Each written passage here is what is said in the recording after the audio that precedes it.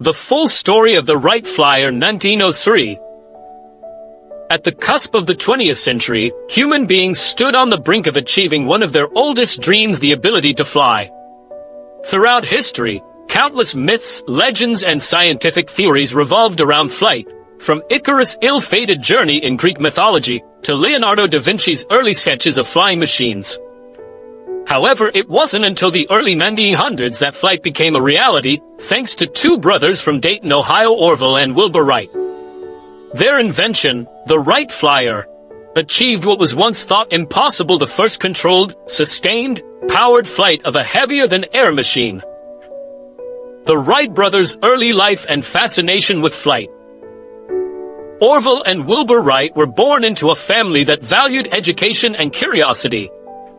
Their father, Milton Wright, was a bishop in the United Brethren Church, and their mother, Susan Catherine Coroner Wright, had a knack for mechanics and a talent for problem-solving traits that would later prove vital to her son's success.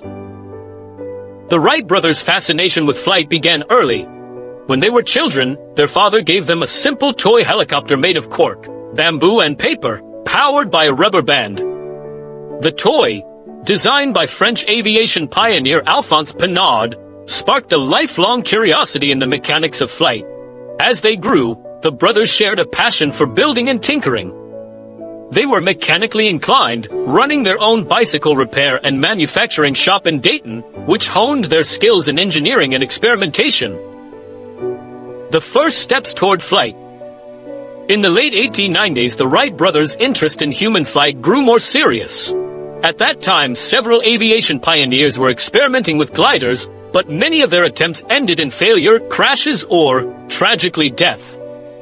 Otto Lilienthal, a German aviation pioneer, had made some progress with controlled glider flights, but died in a crash in 1896. Inspired by Lilienthal's work and determined to succeed where others had failed, the Wright brothers began studying the science of aerodynamics. Wilbur wrote to the Smithsonian Institution to request all available research on flight. The brothers read works by pioneers like Lilienthal, Samuel Langley, and Octave Chanute, absorbing as much information as they could about gliding, wing shapes, and control. They understood that the key to flight was not just getting off the ground but controlling the aircraft once it was airborne. The problem of control. While most of their contemporaries focused on creating engines powerful enough to lift an aircraft, the Wright brothers zeroed in on the problem of control.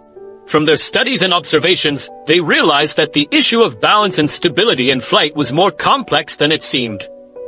Birds, they noticed, did not simply move through the air by flapping their wings, they also tilted and twisted their wings to maintain stability and control. The brothers hypothesized that a similar method could be applied to airplanes. This idea led to their development of wing warping, a system that allowed the pilot to twist the wings slightly to control the plane's roll, the motion that tilts the plane side to side. This was a major breakthrough.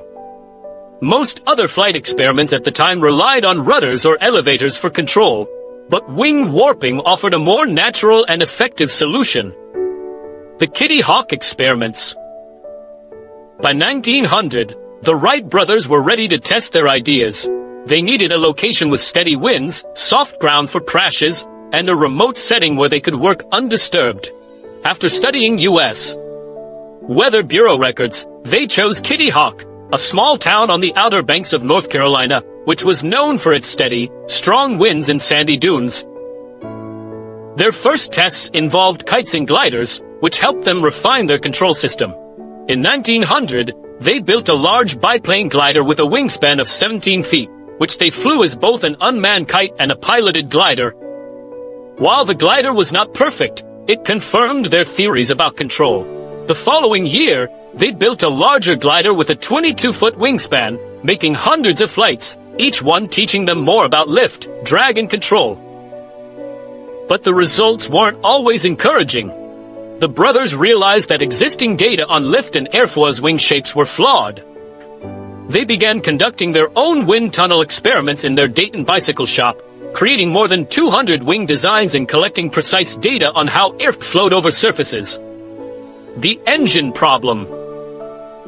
By 1902, the Wright brothers had a solid grasp of flight control, but there was one final obstacle: power.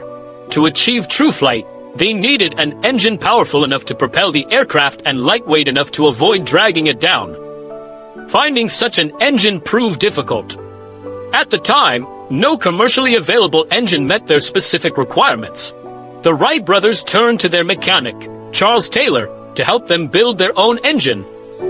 The result was a simple 4-cylinder engine that produced 12 horsepower and weighed 180 pounds, just enough to get their aircraft off the ground.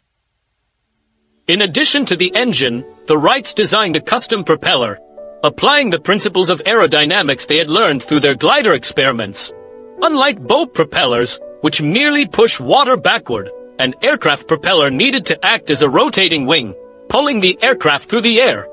After extensive calculations, the brothers developed 2 efficient wooden propellers that were each 8.5 feet long. The birth of the Wright Flyer. By late 1903, the Wright brothers had assembled the Wright Flyer. It was a biplane design with 2 main wings stacked on top of each other. The Flyer's wingspan was 40 feet 4 inches, and it weighed about 605 pounds. The pilot would lie on the lower wing, in a prone position, to minimize drag and operate the controls, which included the wing warping system, rudder, and elevator. The Flyer was made of spruce wood and covered in muslin fabric, with a wooden frame to support the engine and propellers. It had a canard configuration, meaning the elevator which controlled pitch was placed at the front of the aircraft, a feature the Wrights believed would help them recover from steep dives and prevent crashes. The brothers were ready to attempt powered flight. December 17, 1903, the first powered flight. On the morning of December 17, 1903, the weather at Kitty Hawk was cold, with winds gusting between 20 and 27 miles per hour. The strong wind was actually a boon for the Wrights, as it would help lift the Flyer into the air more easily. Orville and Wilbur had set up their aircraft on a wooden launch rail at the base of the Kill Devil Hills, a set of sand dunes just south of Kitty Hawk. After tossing a coin to determine who would fly first, Orville Wright climbed aboard. The engine roared to life, and at 10:35 a.m., the Wright Flyer took to the sky for the first time. The flight lasted only 12 seconds, covering a distance of 120 feet, but it was enough. For the first time in history, a heavier-than-air machine had flown under its own power, controlled by a human pilot. The brothers made 4 flights that day. Wilbur flew the second flight, going 175 feet in 12 seconds. Orville took the third, flying 200 feet in 15 seconds. On the fourth and final flight, Wilbur managed to fly the Wright Flyer 852 feet in 59 seconds, the longest and most successful flight of the day. The Wrights' success, however, was not without setbacks. After the fourth flight, a sudden gust of wind flipped the Flyer over, damaging it beyond immediate repair. But the damage didn't matter. They had done it. The world had changed forever. The aftermath and global impact. The Wright brothers returned to Dayton to continue refining their designs. However, their achievement initially went unnoticed by the general public and scientific community. Skepticism abounded, and newspapers largely ignored their feat. The brothers, ever cautious and methodical, didn't seek much publicity at first, preferring to perfect their designs before making grand claims. In 1904 and 1905, the Wrights built 2 new airplanes, Flyer I and Flyer I, making longer and more controlled flights. By 1905, they could stay in the air for over half an hour at a time, flying complex maneuvers in circles around their field in Huffman Prairie, near Dayton. Finally, in 1908, after years of being ignored or dismissed, the Wright brothers demonstrated their aircraft to the world. In Europe and the United States, they flew before large crowds, performing controlled flights that left no doubt about the reality of their invention. They signed contracts with the U.S.